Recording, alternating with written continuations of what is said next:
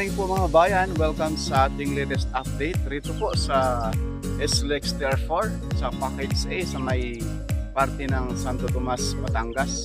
Ayun po mga bayan, masisilayan po natin yung alignment itong SLEX TR4 na kung saan nagkaroon na naman ng landslide dito sa likuran natin. Kaya samahan niyo po si Purka Studio sa ating latest update sa araw ng Miyerkules, September 7, no? Kaya let's go!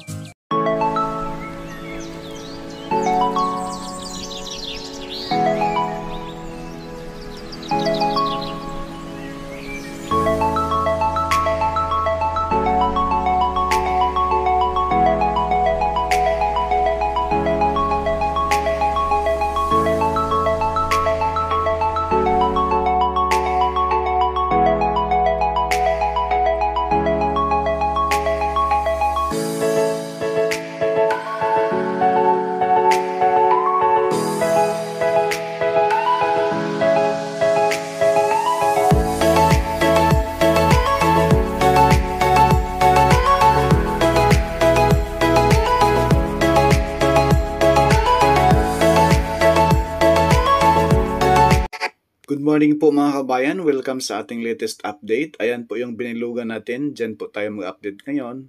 Iyang Santo Tomas at itong Macban San Felix Interchange mga kabayan. Kung saan dito po ngayon, ang puspusan na po ngayon ang paggawa at pagtambak mismo ng lupa sa may gilid mismo ng SLEX TR3 na kung saan dito po idudugtong yung mismong SLEX TR4.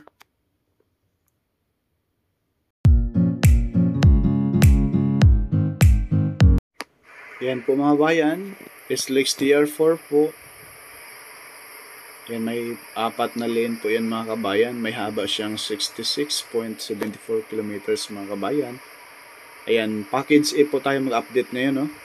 Dito sa package A, Santo Tomas to Batangas to Macban, Laguna. Yan po ang ating update. May haba siyang 11.32 kilometers mga kabayan. Diyan lang muna po tayo mag-update dahil po andito lang po ngayon ang puspusan ng paggawa. Dahil doon sa unahan sa may bandang San Pablo Interchange, may ginagawa rin po doon mga kabayan yung mga tulay. Yung last month na update natin, may mga upload din po tayo doon, no? At ito na po yung pinaka-last nitong SLEX TR4. Ito ang hanggang Lucena po, no? Barangay Mayaw. Yan po yung dulo nito. At ngayon, ito po tayo, dito po yung pinaka, kung saan ang pinaka-entrance nagsimula, itong SLEX TR4. Na-connect po ito mga kabayan sa mismong SLEX TR3, no? Ayan, makita po natin dito mga kabayan na napakataas na po yung tambak ng lupa dyan sa mismong pinaka-expressway. Yan, dahil yan, tinaasan ng husto mga kabayan dahil ililibil po yan doon sa pinakadulo yung mismo mga columns ng gagawing tulay dyan sa dulo. Ayan, makikita na po natin yung poste na mahaba na yan. Dyan po ilalagay yung mga girder, no? Na ilalagay dyan kasi magkakaroon dyan ng tulay. Comment po down below sa mga engineer, no? Dito sa SLEX TR4 kung maglalatag po ba ng maglagay po ba ng poste dyan sa pinakagitna ng SLEX TR3. Dahil dyan sa ibang mga tulay dyan mga bayan sa service road, walang poste rin po dyan sa gitna. Ayan po mga bayan, no? Masisilayan po natin dyan, no? Yung mismong area, napaka taas na po. Shoutout po sa lahat, sa mga engineer dyan. Comment po mga kababayan, no? Para ma-shoutout po natin ang inyong mga pangalan next upload natin. At maraming salamat. Shoutout nga pala sa Jim Construction Company. At ayan po mga kabayan, no? Sobrang taas na po yung tampak rito. Yan. Diyan sa unahan mga kabayan, yan na po yung mismong SLEX TR3. Ayan po yung tampak, oh. Yung andito po tayo ngayon sa taas. Grabe ang tambak. Sobrang taas na po. Ayan. Yan na po yung expressway, no? Yung papuntang pakaliwa, papuntang Batangas. Yung pakanan, paluwas ng Maynila. Yan.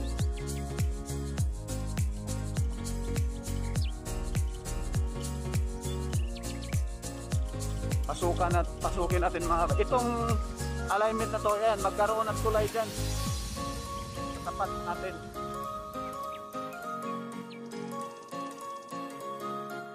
At itong way naman mga kabayan, itong way naman kapag galing ka ng Bicol, paluwas ka ng Manila, ayan po yung pakanan, Manila na po yan. At sa kabila, yun sa kabila din po, andun sa kabila po, kapag galing ka ng Batangas, papasok ka dito sa papuntang Bicol, yan, doon ka sa SLEX TR3, pagkanan ka. Yan. Ito na po yung tulay.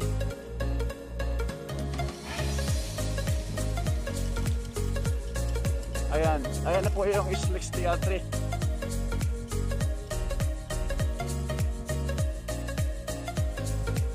Yan, o, makakaroon ng tulay rito.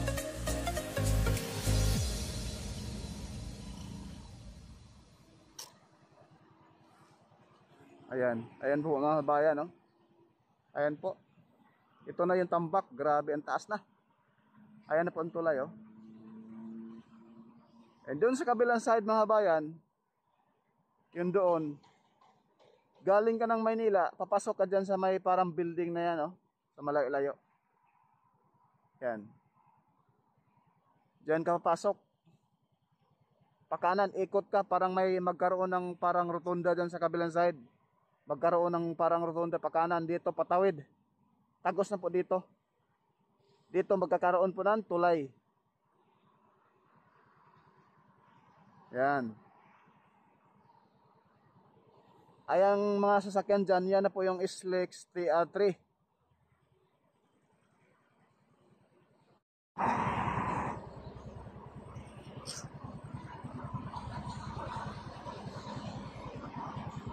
Ayan na po yung paikot doon sa kabila, tambak na po, mataas na rin po sa kabila, nakapurma na.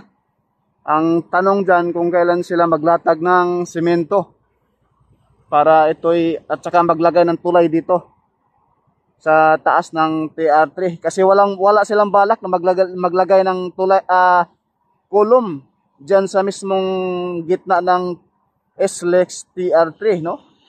Walang nakamarka doon. Ibig sabihin, maglalagay lang sila ng malalaki mga girder dyan sa gitna. Ipapatong lang dyan, mga kabayan. Ayan po, yung mahabang, ano pangalan dyan, shout out po sa mga engineer. Paki-comment na lang po down below. Ayan po yung mismong napakalapad, napakahabang parang poste, no? Dyan po ipapatong yung mismong girder. Ayan, pabalik na po tayo.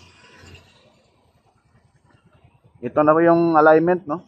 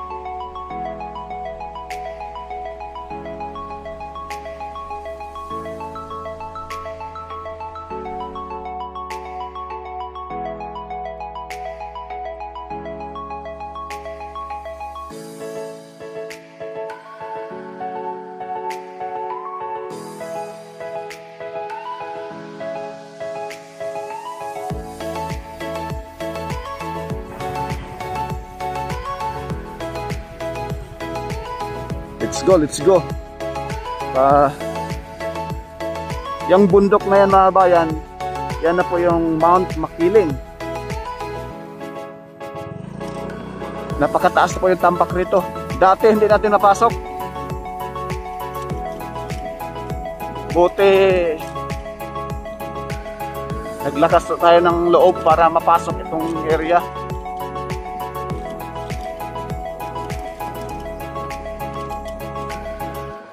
Ayan, ito yung kapag galing ka ng Batangas, galing ka ng Santo Tomas dyan sa may mismong service road papuntang galing Batangas. Ayan po, dito po papasok. Pag papunta po kayo ng Chaong or papuntang Bicol. Ayan po, may nagbabaik na rin po rito, mga kabayan. Ayan, yung mga bikers, sarap dito po nga. Ang ganda rito mga bayan, preskong-presko yung hangin.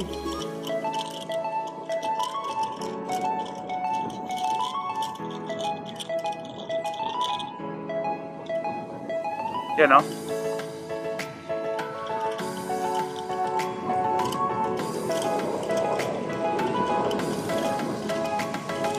Dito pala mga bayan, sa isla na to, maglalagay ng tulay dyan, dito, patawid. Yung ginagawa rito na bagong daan ay ano lang yan, temporary.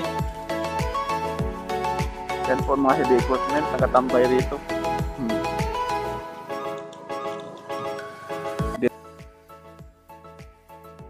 Yan mga kabayan, dito sa baba natin, magkakaroon po rito ng tulay, patawid dyan sa service road na yan. Please like po, share, and subscribe po tayo mga bayan para lalong lubango yung ating YouTube channel. Maraming salamat. At hanggang dito na lang po yung ating update. Abang-abangan po ninyo mga kabayan yung ating susunod pang mga update. At doon po sa mismong PNR NSCR South mga kabayan, may mga bagong ganap na rin po. Maraming salamat po and God bless po sa lahat.